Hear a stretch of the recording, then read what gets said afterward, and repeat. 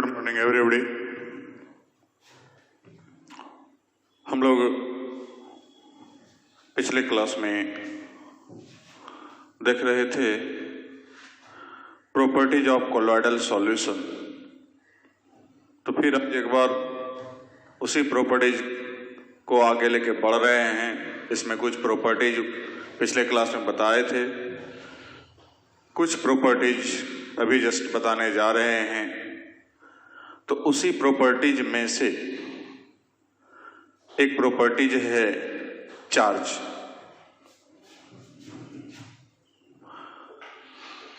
Number अपने हिसाब से पढ़ा दीजिएगा। नंबर चुके चार्जेज ऑन कोलॉइडल पार्टिकल्स।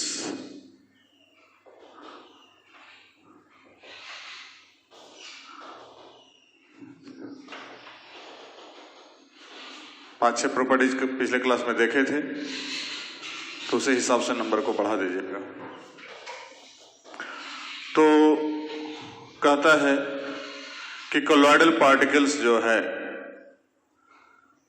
जितना भी कोलॉइडल पार्टिकल्स देख रहे हैं, माने कोलॉइडल सब्सटेंस देख रहे हैं, कोलॉइडल सॉल्यूशन देख रहे हैं, तो उसमें जो पार्टिकल्स प्रेजेंट है डिस्पर्स्ड फेज का, तो कहता है नियमतः तो उसको न्यूट्रल होना चाहिए, क्योंकि कोई कंपाउंड है या रेडी का या जा करके जो है कि कोई एलिमेंट का कोलॉइडल सॉल्यूशन बन रहा है। लेकिन कुछ वैसी घटनाएं घटित होती है जिसके परिणाम स्वरूप उसका जो है चार्ज भी उत्पन्न होता है उस पार्टिकल्स पर। अब क्यों उत्पन्न होता है जस्ट आगे चर्चा कर रहे हैं हम लोग, लेकिन चार्जेज उत्पन्न होता है। तो इस तरह की घटना जब घटित होती है तो पार्टिकल जो है वो चार्ज्ड हो जाता है, या तो पॉजिटिव चार्ज या तो निगेटिव चार्ज। तो इसका मतलब है कि कोलॉइडल सॉल्यूशन जो है न्यूट्रल तो होता ही है, न्यूट्रल होने के साथ साथ पॉजिटिव चार्ज भी होता है और निगेटिव चार्ज भी होता है। Normally any colloidal solution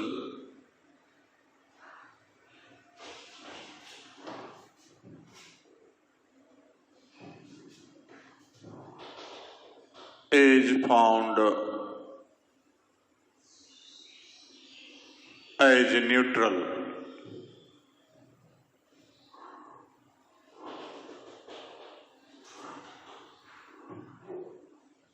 but due to some special phenomenon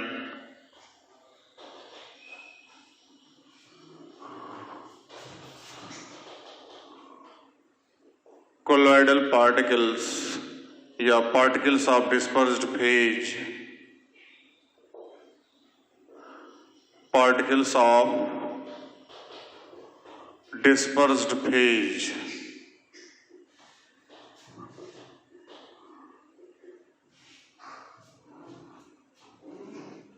become positive or negative charged.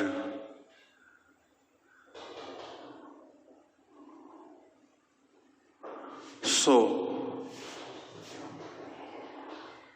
colloidal solution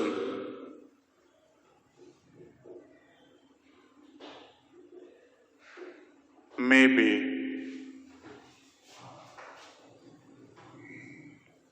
positive or negative as well as neutral।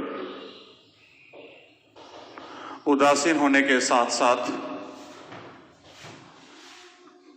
ये पॉजिटिव चार्ज्ड भी होता है और निगेटिव चार्ज्ड भी होता है। जनरली या नॉर्मली वो न्यूट्रल है, लेकिन जब वो फेनोमेनन कुछ भी घटना वैसा घटित होता है कि जिसके परिणाम स्वरूप उस पर चार्ज की उत्पत्ति अपने आप होने लगती है, तो वो जो चार्ज की उत्पत्ति हो रही है, तो जिसके परिणाम स्वरूप वो सॉल्यूशन पॉजिटिव चार्ज भी हो सकता है और निगेटिव चार्ज भी हो सकता है। एग्जाम्पल के लिए देखते हैं,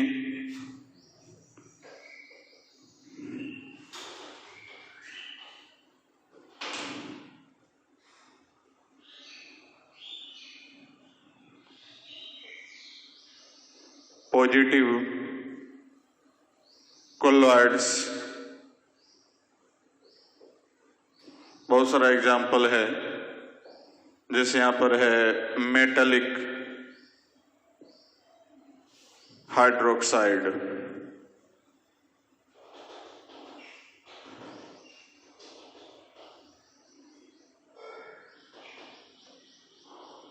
like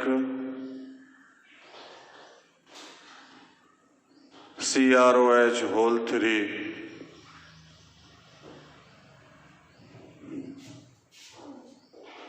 FeOH whole 3, AlOH whole 3, etc.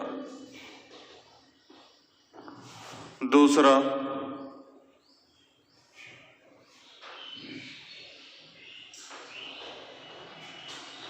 some basic dyestuffs, dye करने वाला कुछ कंपाउंड, जैसे मिथिलीन,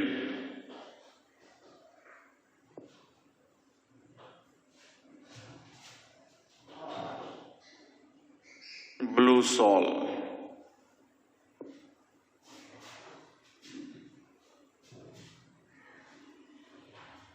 सिमिलरली बिस्मार्क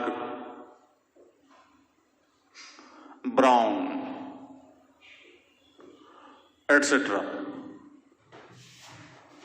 अब तीसरा है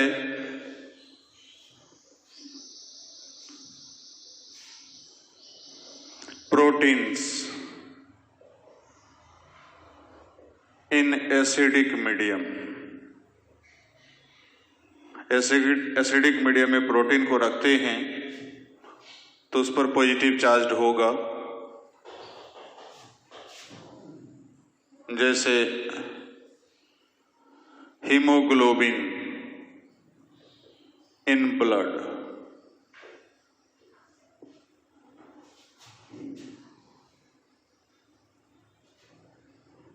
चौथा oxides like TiO2, MnO2, etcetera.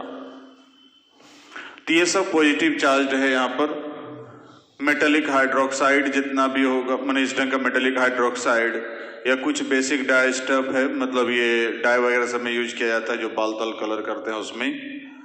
Protein, जब एसिडिक मीडियम में प्रोटीन प्रेजेंट रहे तो उस पर भी प्रोटीन प्लस चार्ज हो सकता है। तो जब ब्लड में हीमोग्लोबिन प्रेजेंट, हीमोग्लोबिन क्या है? एक प्रोटीन है जो हम लोग के ब्लड में पाया जाता है, आरबीसी में, अर्थात रेड ब्लड कार्पसूल्स जो है उसमें हीमोग्लोबिन पाया जाता है। और हीमोग्लोबिन हीम जोड़ ग्लोबिन, दो वर्ड के मिलने से बना है। हीम क्या है? तो आयरन, और ग्लोबिन हो गया प्रोटीन। तो ये जो हीमोग्लोबिन वहां प्रेजेंट है ब्लड में, वो जाकर के भी क्या होता है? पॉजिटिवली चार्ज होता है।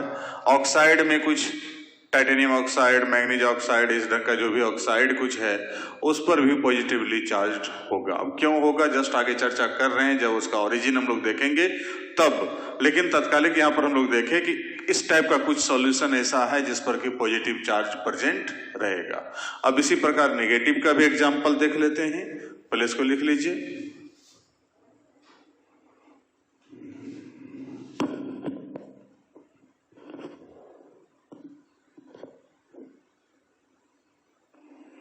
लिख लिया?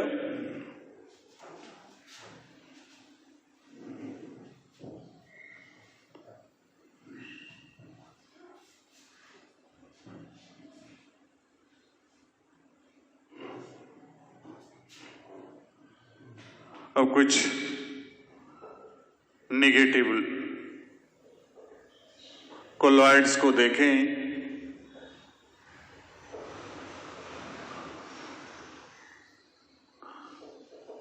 Metals,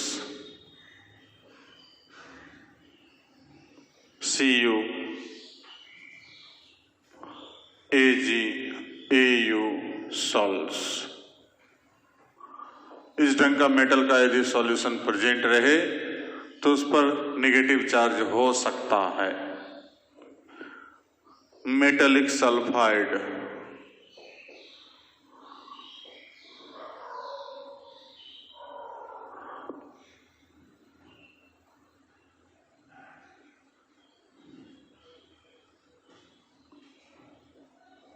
cadmium sulphide, As2S3, Sb2S3, salts etcetera. तीसरा एसिड, यहां बेसिक डाइस्टफ था, यहां पर हो गया सम एसिड डाइस्टफ्स।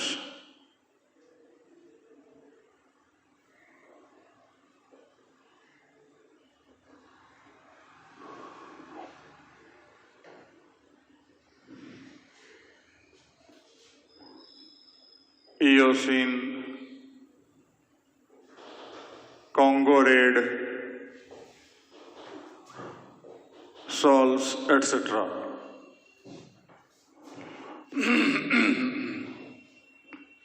चौथा में solution of starch,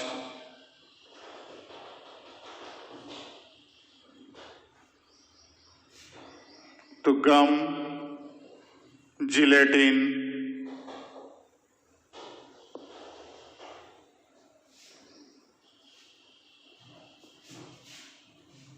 clay, charcoal etcetera. तो ये सब था नेगेटिव कोलॉइड्स का एग्जाम्पल।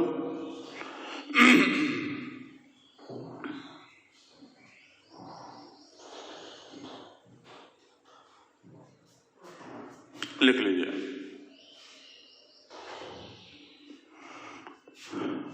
समझ में आया? तो इस प्रकार से हम लोग देखें कि कुछ सॉल्यूशन ऐसा है कि जिस पर जो तो न्यूट्रल तो रहता ही है, बहुत सारा सॉल्यूशन कोलॉइडल सॉल्यूशन, लेकिन कुछ सॉल्यूशन जो है पॉजिटिवली चार्ज्ड होता है और कुछ जो है नेगेटिवली चार्ज्ड होता है। तो अलग अलग टाइप का सॉल्यूशन प्राप्त हो सकता है, जिस पर न्यूट्रल भी हो सकता है, जिस पर कोई चार्ज भी नहीं हो, या जिस पर प्लस चार्ज हो, या जिस पर माइनस चार्ज हो। तो इस प्रकार से अलग अलग टाइप का सॉल्यूशन देखने को मिलता है। अब प्रश्न उठता है कि चार्ज की उत्पत्ति होते कैसे? नॉर्मली तो वो न्यूट्रल रहता है, ताकि न्यूट्रल सॉल्यूशन में चार्ज की उत्पत्ति कैसे हुई। तो आगे हम लोग देखते हैं ओरिजिन इसका, कि ये जो प्लस माइनस उत्पन्न हुआ तो कहां से हुआ।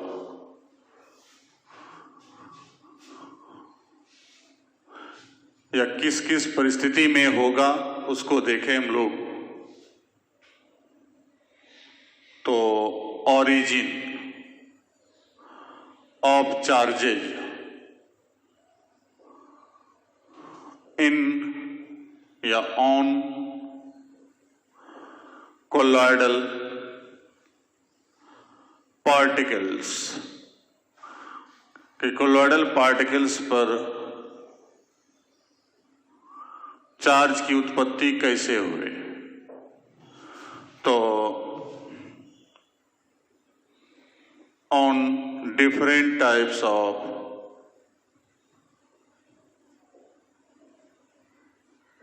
colloidal particles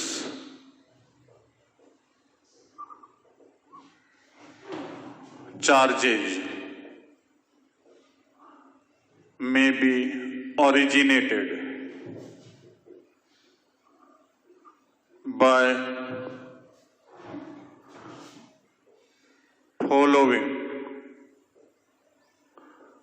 phenomenon।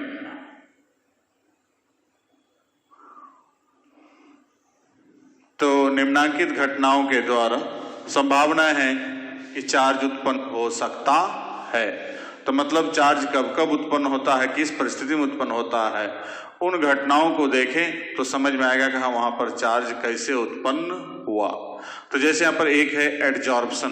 तो एडजॉर्प्शन के बारे में आप लोग को यदि मालूम हो पढ़े होंगे 12th में कि एडजॉर्प्शन क्या है। एक आपने पढ़ा होगा एब्जॉर्प्शन, अवशोषण, और एक है एडजॉर्प्शन, अधिशोषण। तो अधिशोषण के बारे में जब आपने पढ़ा होगा, एडजॉर्प्शन के बारे में बतलाया गया होगा कि ये जो है एक्सटर्नल सरफेस फेनोमेनन है। मतलब किसी भी सब्सटेंस, खास करके कोई सॉलिड है या कोई लिक्विड है, उसके अपर लेयर पर यदि किसी लिक्विड या गैसेस पार्टिकल्स का अवशोषण हो रहा है, अवशोषण पूरा अंदर तक नहीं जा रहा है, सिर्फ बाहरी सतह तक हो रहा है, तो इस घटना को हम लोग कहते हैं एडजॉर्प्शन। जैसे लोहा में जंग लगता है, तो लोहा में जंग अंदर तक नहीं लगता, वो जंग जब भी लगता है तो हमको बाहरी सतह पर लगता, तो बाहरी सतह पर लगने के कारण उसको घटना क्या है, एडजॉर्प्शन का एग्जाम। जो आपने वहां पढ़ा होगा एडजॉर्प्शन का, फिर टाइप भी पढ़ा होगा 12th में। एक था फिजिकल एडजॉर्प्शन और दूसरा था केमिकल एडजॉर्प्शन, कि जब फिजिकली उसमें एडजॉर्ब हो रहा है तो फिजिकल एडजॉर्प्शन, या कोई केमिकल रिएक्शन के कारण हो रहा है, जैसे लोहे में जंग लग रहा है, तो वो हो गया केमिकल एडजॉर्प्शन। तो इस प्रकार से हम लोग यहाँ पर फिजिकल और केमिकल एडजॉर्प्शन दो ढंग के घटना के कारण घटित होता है। तो वही घटना यहाँ पर जब हम कोलॉइडल पार्टिकल्स पर हो जाए, एडजॉर्प्शन हो जाए, उसके अपर लेयर के द्वारा एडजॉर्ब कर ले कुछ पार्टिकल्स को, तब जाकर के जो है कि चार्ज की उत्पत्ति होगी। तो सबसे प्रमुख कारण यही है। पहला number,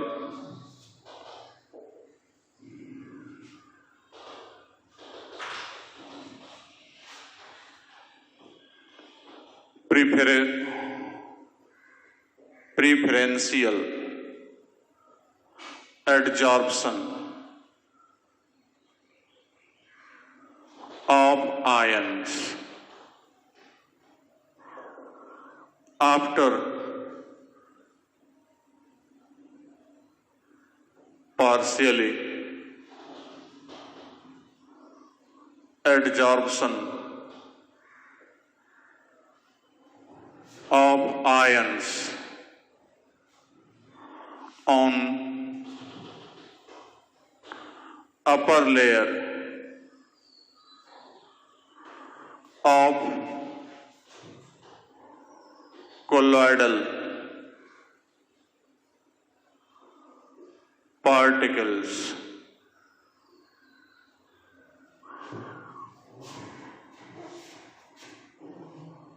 such particles becomes charged.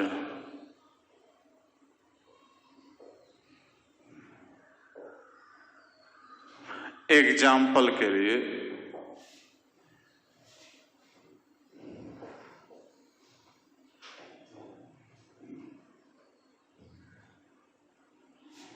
After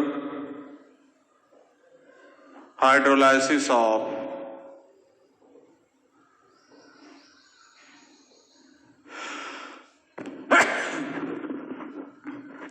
FeCl3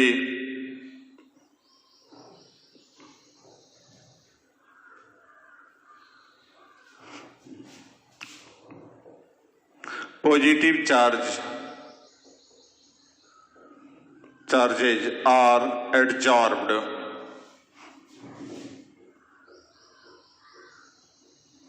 by FeOH whole 3 molecules।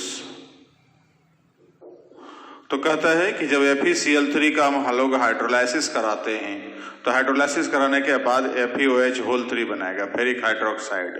और फेरिक हाइड्रोक्साइड का जो पार्टिकल्स है उसके चारों तरफ Fe+3 का एडजॉर्प्शन हो जाता है, और एडजॉर्प्शन होने के कारण वो पॉजिटिव चार्ज्ड पार्टिकल्स का निर्माण करता है।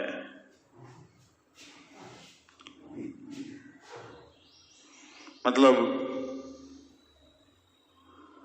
यहां FeOH का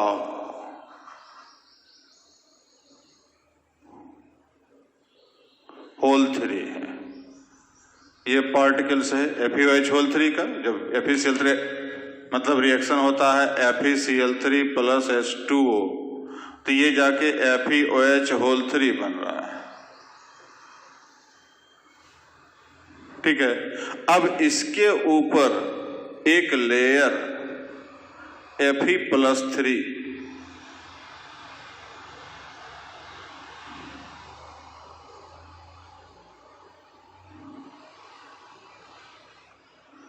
इस प्रकार से Fe+3 का एक लेयर जमा होगा तो ये कोलॉइडल पार्टिकल्स क्या हो गया, पॉजिटिव चार्ज्ड हो गया। तो पॉजिटिव चार्ज्ड कोलॉइडल पार्टिकल्स या कोलॉइडल सॉल्यूशन हो जाएगा।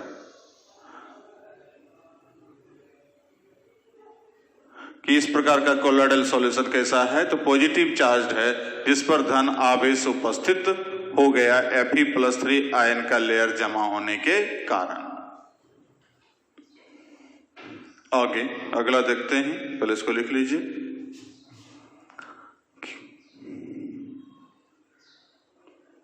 हो गया। और भी एग्जाम्पल देखते हैं।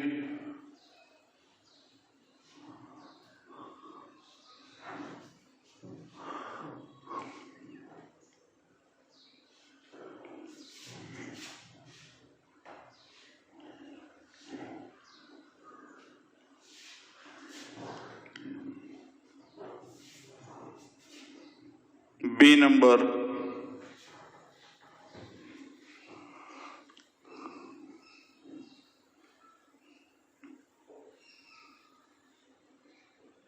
Arsenic sulphide ion, arsenic sulphide adsorbs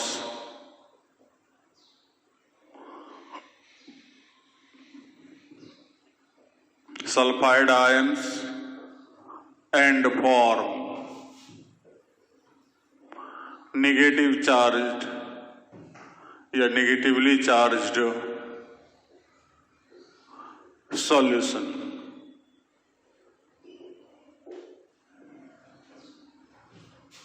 तो ये H2S यदि किसी तरह से प्रवाहित हो गया तो सल्फर -2। अब ये S2S3 इस सल्फर -2 को एडजॉर्ब किया तो S2S3 इसके ऊपर S-2 मतलब S2S3 है और इसके ऊपर सल्फर -2 एडजॉर्प्शन हो रहा है बाहरी सतह पर। तो ये जो हो गया तो ये हो गया नेगेटिव चार्ज्ड कोलॉइडल सॉल्यूशन। मतलब आर्सेनिक सल्फाइड जो है उसका पार्टिकल्स एडजॉर्ब करता है सल्फाइड आयन को अपने बाहरी सतह पर, जिसके परिणाम स्वरूप नेगेटिव चार्ज्ड कोलॉइडल सॉल्यूशन आता है। जो जस्ट अभी हम लोग दिखाए कि जितना भी मेटेलिक सल्फाइड है वो नेगेटिव कोलॉइडल सॉल्यूशन बना रहा है। तो कैसे बना रहा है, तो वही H2S के द्वारा जो दिया गया S-2 है उस S-2 को एडजॉर्ब कर रहा है और एडजॉर्ब करने के बाद नेगेटिव चार्ज्ड कोलॉइडल सॉल्यूशन का निर्माण कर रहा है। C number,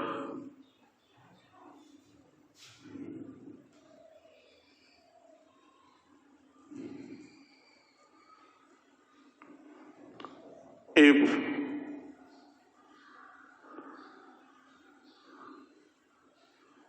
aqueous solution of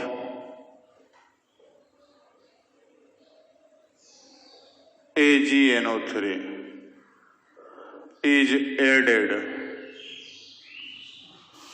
to solution of Ki, then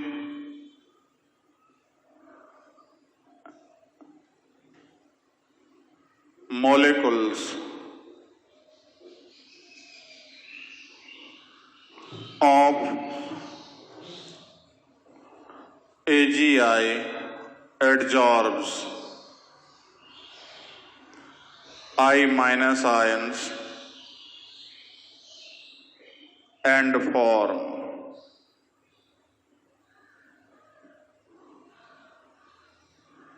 negative colloidal solution.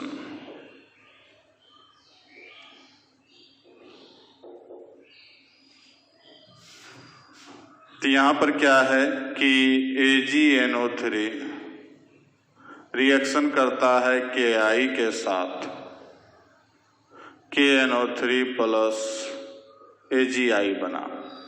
अब इसके बाद चूंकि Ki का मात्रा अधिक हम ले तो वैसे कंडीशन में ये K प्लस और I माइनस, अब ये AgI एडजॉर्ब करेगा इस I माइनस को और ये AgI के चारों तरफ I माइनस, मतलब AgI है उसके पार्टिकल्स के चारों तरफ I माइनस,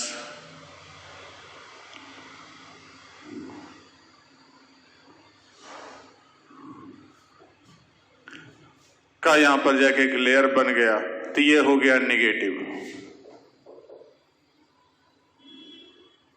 कोलॉइडल सॉल्यूशन। अब इसी रिएक्शन को यदि हम उल्टा दें, मतलब प्रोसेस को उल्टा दें, कि यहां पर उल्टा कर दें कि यदि एक्वस सॉल्यूशन ऑफ Ki डालते हैं AgNO3 के सॉल्यूशन में, मतलब यहां Ki ज्यादा था और उसमें क्या होगा, Ki कम होगा और AgNO3 ज्यादा रहेगा, तब पॉजिटिव चार्ज कोलॉइडल सॉल्यूशन बनेगा।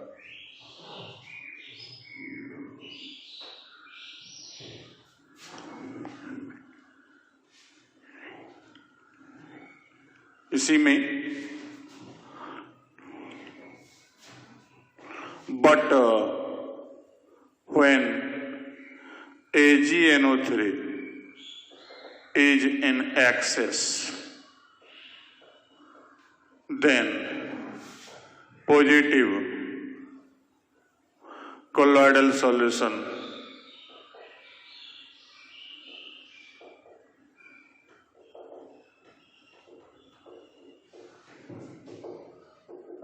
is obtained।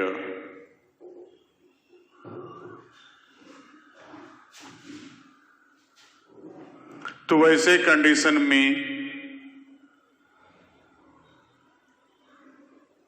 तो यहां पर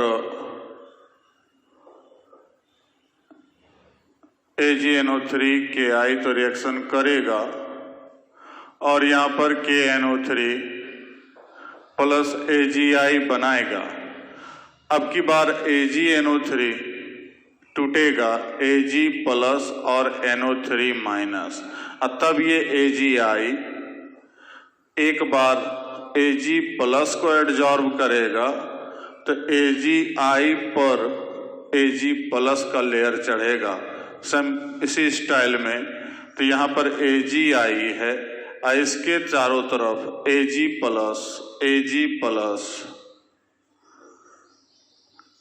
प्लस ऐसा ढंग का यदि लेयर बनता है तो ये हो गया पॉजिटिव कोलॉइडल सॉल्यूशन। तो जरा सा अंतर हुआ तो नेचर चेंज हो गया। इसमें पोटेशियम आयोडाइड एक्सेस था, उसमें AgNO3 एक्सेस था, जिसके परिणाम स्वरूप जाकर के जो है कि हमको यहाँ पॉजिटिव कोलॉइडल सॉल्यूशन बना और इसमें क्या हो गया, निगेटिव कोलॉइडल सॉल्यूशन बना। तो ये जाकर के जो है इसी का मतलब इसी का ये एक्स्ट्रा पार्ट है, जिसमें जाकर के जो है हमको यहाँ पर Ki एक्सेस में है इसलिए Ki टूट गया और इसमें AgNO3 एक्सेस में तो Ag प्लस NO3 टूटा और इसका Ag प्लस यहाँ पर हमको इसके चारों तरफ कोलॉइडल सॉल्यूशन का निर्माण मतलब पॉजिटिव चार्ज कोलॉइडल सॉल्यूशन निर्माण करने में भाग ले लिया। तो इस प्रकार से हम लोग देखते हैं कि प्रेफरेंशियल एडजॉर्प्शन जब होता है मतलब पार्शियली एडजॉर्ब जब करता है कोई भी पॉजिटिव या नेगेटिव चार्ज पार्टिकल्स को, तो जिसके परिणाम स्वरूप कोलॉइडल सॉल्यूशन पॉजिटिव या नेगेटिव चार्ज हो जाता है, मतलब इसका ओरिजिन हो गया, उत्पत्ति का स्रोत कैसे उत्पन्न हो रहा है। अब इसी प्रकार से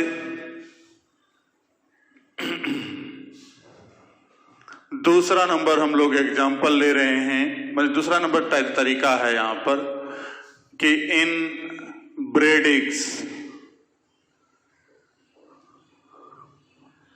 arc method,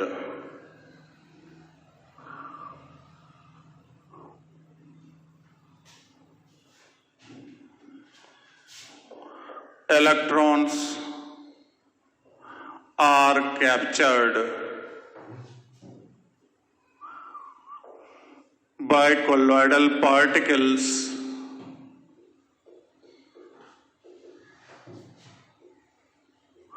from which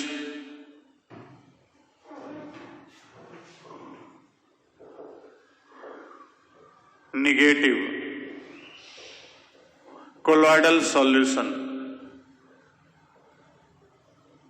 is obtained।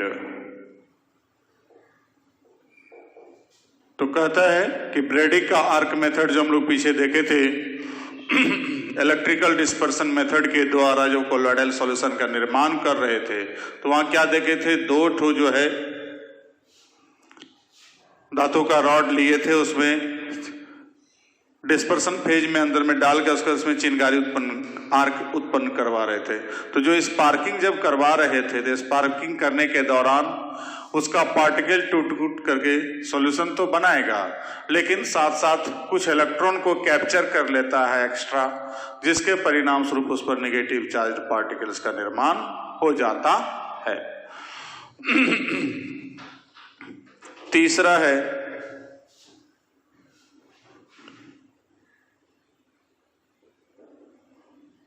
since we know that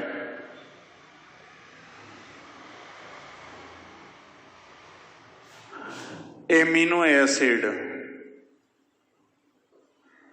contains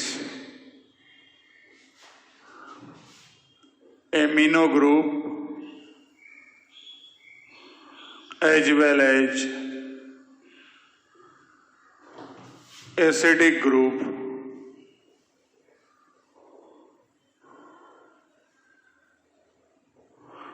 both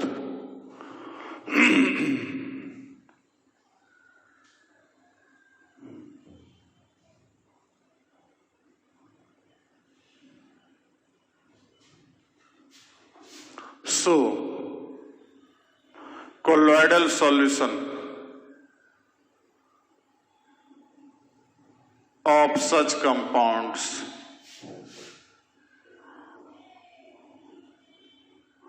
may be positive or negative according to pH value of dispersion medium।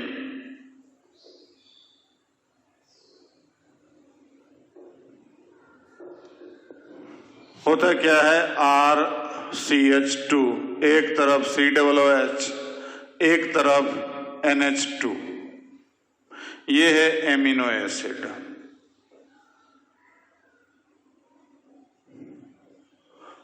अब ये बेसिक एंड है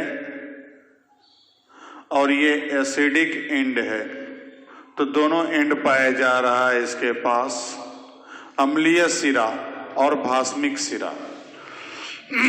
ये बेस लेविस बेस की तरह काम कर रहा है, ये जाकर के जो है कि हमको आर्हेनियस एसिड की तरह काम कर रहा है, या ब्राउनस्टेड एसिड की तरह काम करेगा, H+ आयन रिलीज करेगा, तो जिसके परिणाम स्वरूप यहाँ पर जाकर एसिडिक और बेसिक दोनों प्रेजेंट है। अब एमिनो एसिड को हम जिस पदार्थ में घुला रहे हैं उसका पीएच वैल्यू क्या है। यदि पीएच वैल्यू इसका यदि एसिडिक है, एसिडिक का नेचर का हो, अर्थात 7 से नीचे हो, तब उसमें यदि इसको घुलाएंगे तब ये एसिडिक नेचर दिखलाएगा। और यदि वो जाके पीएच का मान 7 से अधिक हो, बेसिक सब्सटेंस में घुलाएंगे और तब जाकर के जो है कि वहाँ खुद ब खुद ये क्या करेगा, बेसिक दिखलाएगा कंडीशन। तो ये जाकर के जो है कि हमको इसका नेचर जो है अपने आप ऑटोमेटिकली चेंज होता है according to pH value. PH value जैसा होगा उसके आधार पर जाकर के जो है कि वहाँ पर जाकर के वो अपना सॉल्यूशन को पॉजिटिव चार्ज या नेगेटिव चार्ज के रूप में कन्वर्ट करेगा। अर्थात एसिडिक आयन को ग्रहण करेगा या बेसिक आयन को ग्रहण करेगा या H+ आयन को ग्रहण करेगा या जाकर के OH- आयन को ग्रहण करेगा। जिसको ग्रहण करेगा उसके हिसाब से उस पर चार्ज की उत्पत्ति होगी।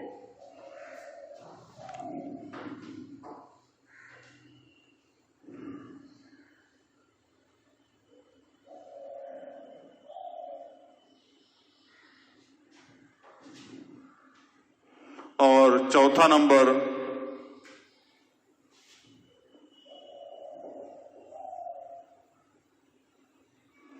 After self dissociation of electrolytes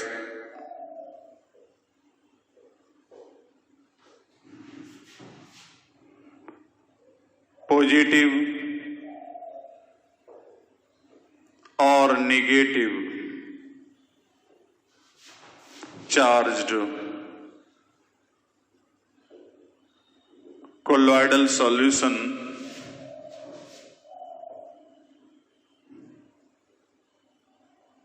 can be obtained।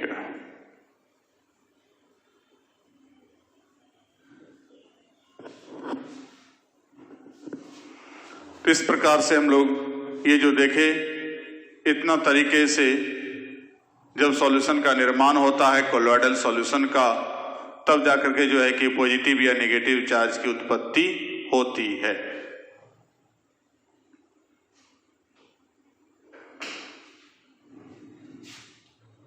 लिख लीजिए इसको।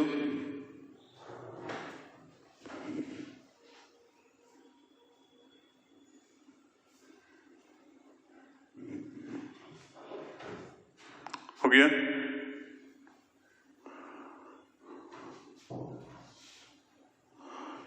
अब इसी से रिलेटेड एक टॉपिक देखते हैं हम लोग।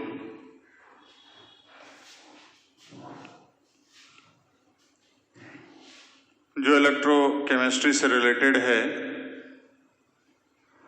इलेक्ट्रोलाइसिस से रिलेटेड है। गैल्वेनिक सेल में देखते हैं हम लोग वो घटना घटित होता है।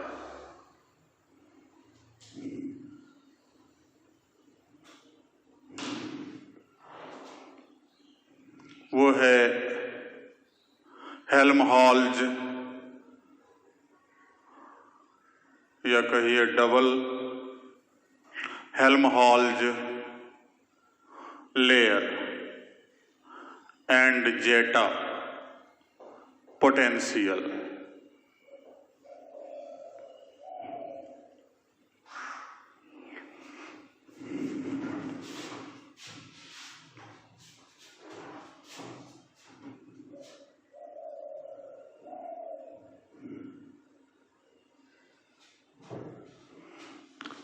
तो हम लोग जस्ट देखे कि जब एडजॉर्प्शन हो रहा है पार्टिकल्स का, मतलब चार्ज आयन का वहां पर पार्टिकल्स के द्वारा, जस्ट इसके पीछे वाला एग्जांपल में, तो वहां पर जाके एक लेयर अंदर में कंपाउंड का है, ऊपर से जाकर के हमको कोई चार्ज्ड पार्टिकल्स का लेयर वहां पर तैयार हो रहा है। तो ये जो घटना घटित होता है, तो इसमें दो अलग अलग आवेशित पार्टिकल्स का एक लेयर तैयार होता है, कांटेक्ट लेयर। इस कांटेक्ट लेयर को कहते हैं डबल हेल्महोल्ट्ज लेयर। और इसके दोनों लेयर का, एक अंदर वाला जो लेयर है फिक्स्ड लेयर है, और जो ऊपर से एडजॉर्ब किया है तो उसको एडजॉर्ब्ड लेयर या डिफ्यूज्ड लेयर बोले। तो वो लेयर और इस लेयर, दोनों के लेयर के बीच में जो पोटेंशियल डिफरेंस होगा उसको हम लोग कहेंगे उसका जेटा potential.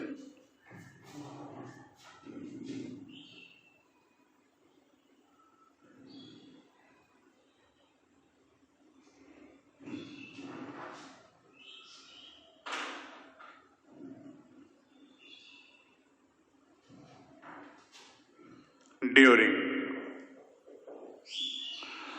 preferential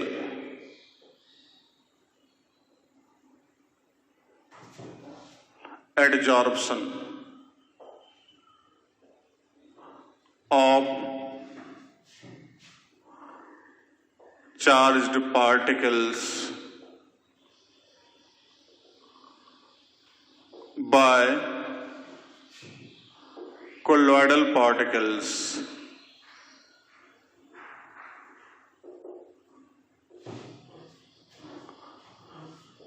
positive or negative charged colloidal solution is formed.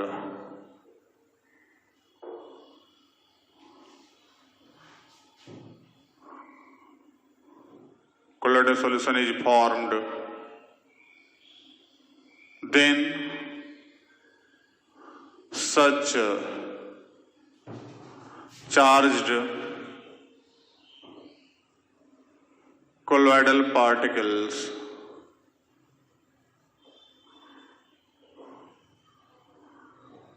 attract opposite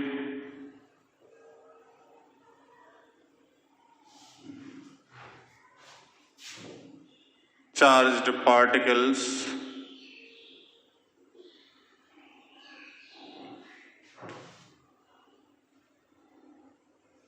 from which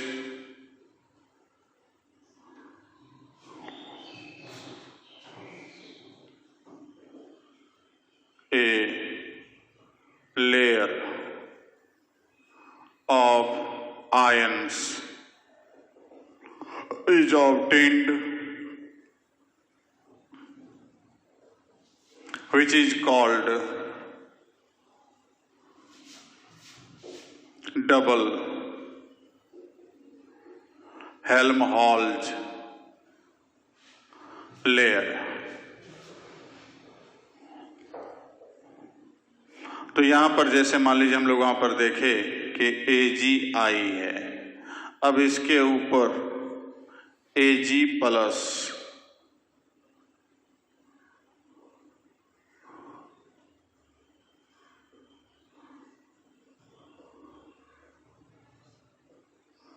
ऐसा लेयर बना था।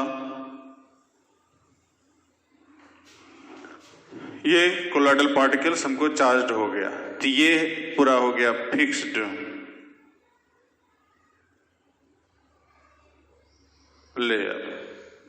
अब इसको यदि हम उसी सॉल्यूशन में या कोई दूसरे सॉल्यूशन में सपोज कीजिए NO3 माइनस प्रेजेंट है, अब उसको ये अट्रैक्ट करेगा, प्लस वाला चार्ज है तो माइनस वाले को अट्रैक्ट करेगा, तो जिसके परिणाम स्वरूप ये क्या होगा कि यहां पर AgI इसके Ag प्लस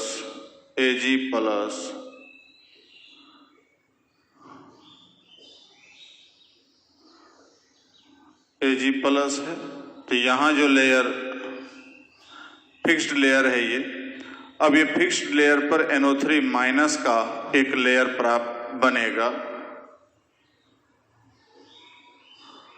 इसको जो अट्रैक्ट करेगा,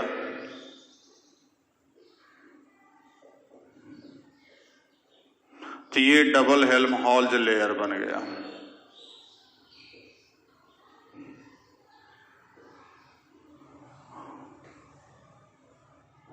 अब यहां पर ये तो हो गया फिक्स्ड लेयर और ये हो गया डिफ्यूज्ड लेयर, बाहर वाला जो अट्रैक्ट किया गया। अब इस दोनों लेयर का जो कांटेक्ट लेयर है, ये जो लाइन देख रहे हैं, इसके ऊपर ये भी और ये भी दोनों संपर्क में है, तो उसी संपर्क लेयर को हम लोग क्या कह दिए, डबल हेल्महोल्ट्ज लेयर। ये जो लेयर क्या कहलाएगा, डबल हेल्महोल्ट्ज। हेल्महोल्ट्ज साइंटिस्ट का नाम है, उनके नाम पर रखा है डबल हेल्महोल्ट्ज लेयर। अब इसी डबल हेल्महोल्ट्ज लेयर मतलब ये जो डिफ्यूज्ड लेयर है और फिक्स्ड लेयर है, दोनों का जो पोटेंशियल का जो डिफरेंस होगा उसको कहेंगे हम लोग जेटा potential.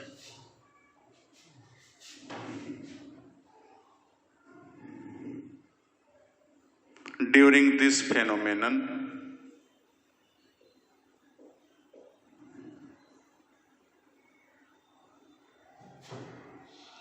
potential difference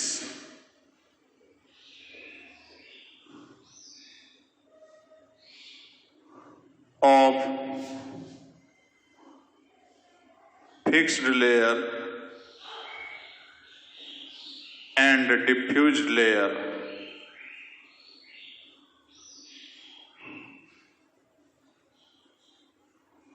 of ions is called its zeta potential.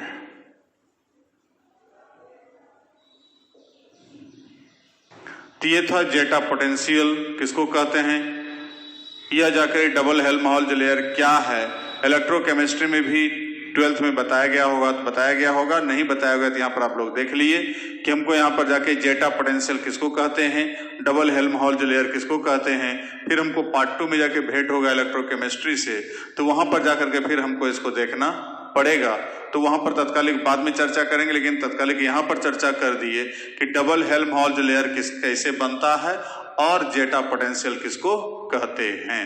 तो ये था आपका जाकर के जो है कि जेटा पोटेंशियल और डबल हेल्महोल्ट्ज लेयर। तो तत्कालिक हम लोग स्टार्ट किए the charge of colloidal particles, जो एक कैरेक्टर के रूप में, एक प्रॉपर्टीज के रूप में स्टार्ट किए थे, तो उसको हम लोग देखे। अब अगले क्लास में हम लोग देखेंगे 2 इसी से रिलेटेड टॉपिक होगा, चार्ज से ही रिलेटेड। एक है इलेक्ट्रोफोरेसिस और दूसरा है इलेक्ट्रोऑस्मोसिस। उसके बाद तब फिर हम लोग देखेंगे कोएगुलेशन। कोएगुलेशन के बाद फिर तब हम लोग देखेंगे उसका प्रोटेक्शन, और प्रोटेक्शन के बाद तब गोल्ड नंबर। इस प्रकार से कैरेक्टर तब खत्म होगा अगले क्लास में। तब तक के लिए धन्यवाद।